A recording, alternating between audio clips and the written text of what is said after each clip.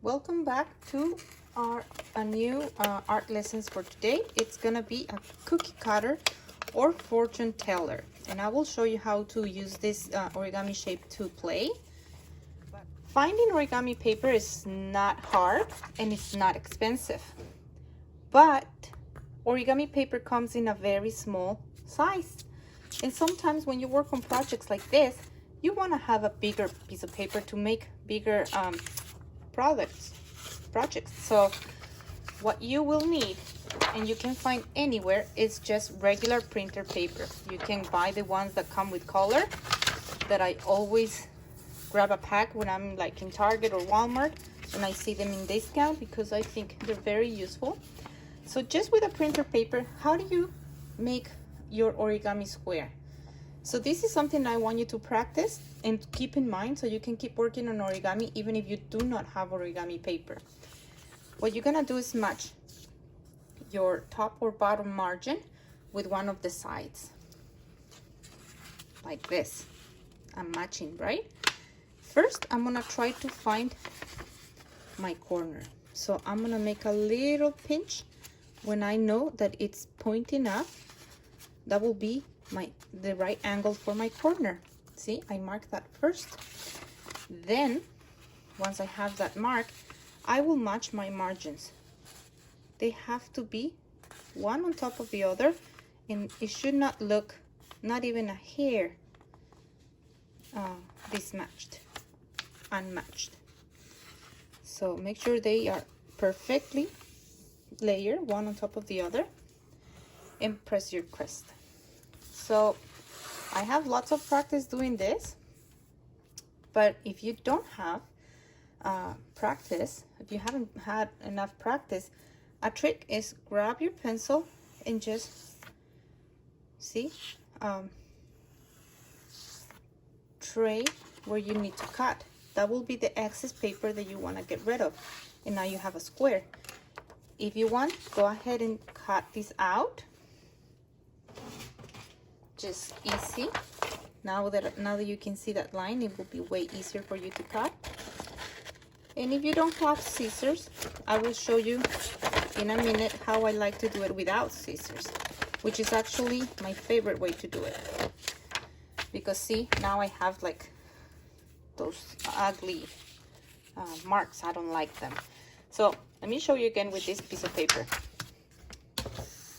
First, I'm gonna find my corner, like I show you. Just pinch it. I have my corner. I'm gonna match and see if it's not quite perfect. I can go ahead and rectify. There, one on top of the other. Hold the margins and start your fold. Make it crisp. You always want crisp folds with origami. I was telling you that if you don't want to cut it like I did, because you don't want to have all these like wonky edge, what I do is I flip this over like that, and you can actually see sometimes when the paper is not too thick, you can actually see the bottom of it. So you will flip and pull this excess paper, like pulling it away from the square, and now you're just gently gonna try to find your edge, just like that. You will be able to see here if it's folded like that, that means that it's not correct. So once I have it where I want it, I press down my crest, and I can actually flip it and make sure that I cannot see them because they're one on top of the other, just like that. So this is just an extra origami step that I want you to learn, because sometimes you won't have origami paper, but you will have plenty of rectangle paper that you want to turn into square. Fold it back and forth, press it down a bunch of times.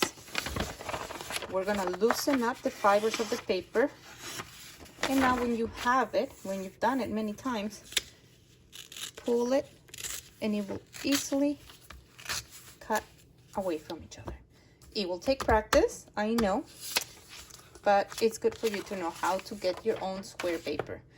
So now, well, let's just use a regular size origami paper that you already have for our project.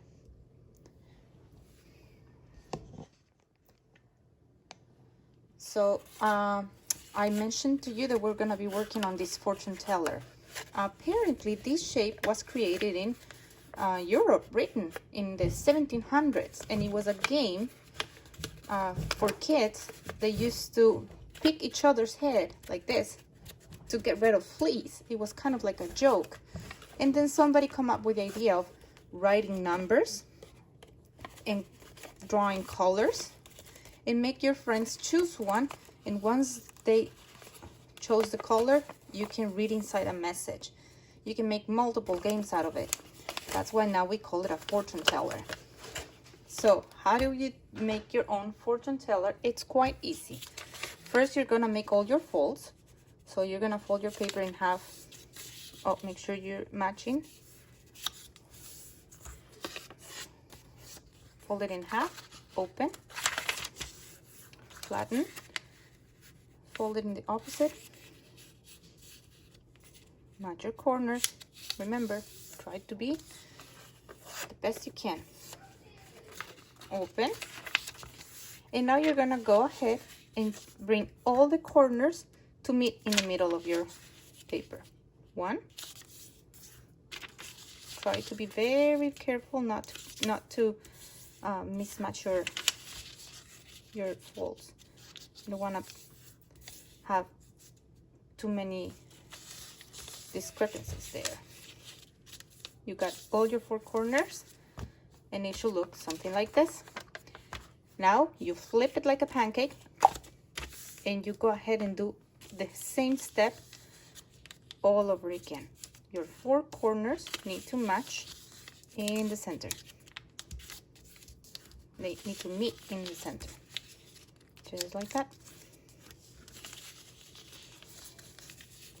So as you can see, my regular origami paper made a very small shape. Now, what you're gonna do is fold it in half, press it down, and in this bottom part you have pockets where you're gonna stick your fingers. And those pockets are where you hold your cookie, your fortune teller, like that.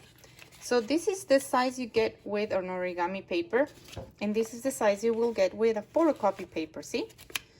So there is a big difference on the size. So what do you do next? You create a fortune teller. Let me show you how. Okay, so grab your colors, your markers, whatever you have in hand, and flatten the pockets again, like that.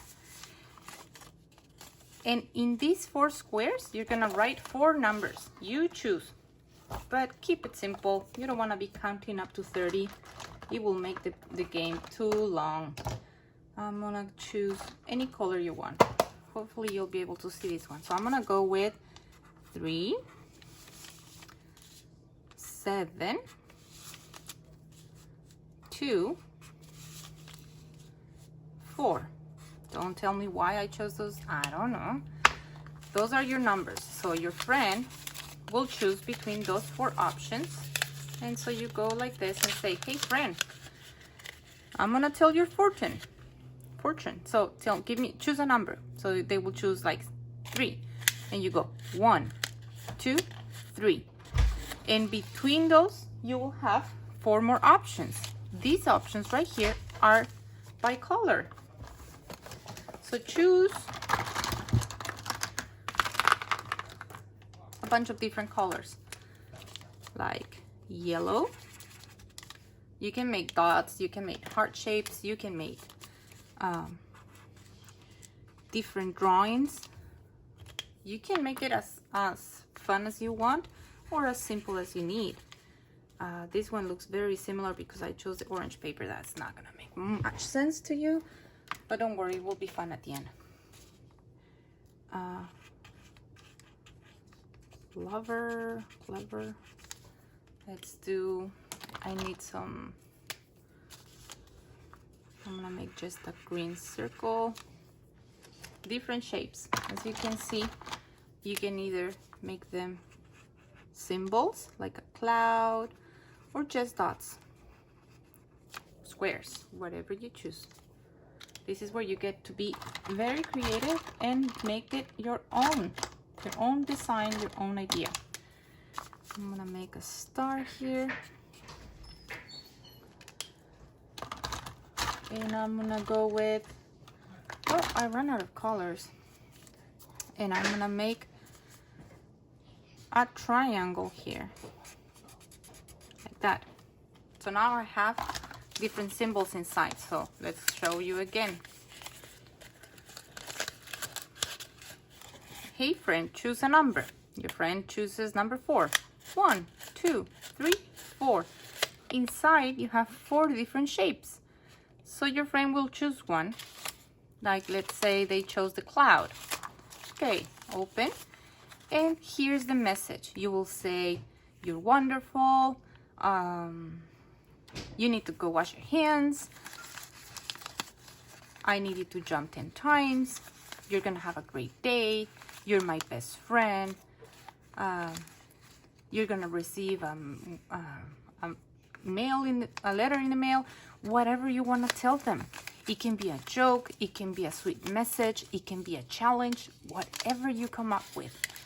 I was looking for some ideas, and someone had a great idea to bring one of these to the park. So what you will do is write your numbers, write your colors, draw your colors, and inside you will have challenges like, go find me 3 small rocks. Go find 1 star leaf. Go and run around a tree 10 times. You know, like little challenges that you can do to have with your family and play at the park. And that is a fortune teller. I hope you show me your products and what ideas you come up with for your fortune teller. Did you make it fun? Did you make it a challenge? Who did you play with? And I will see you next week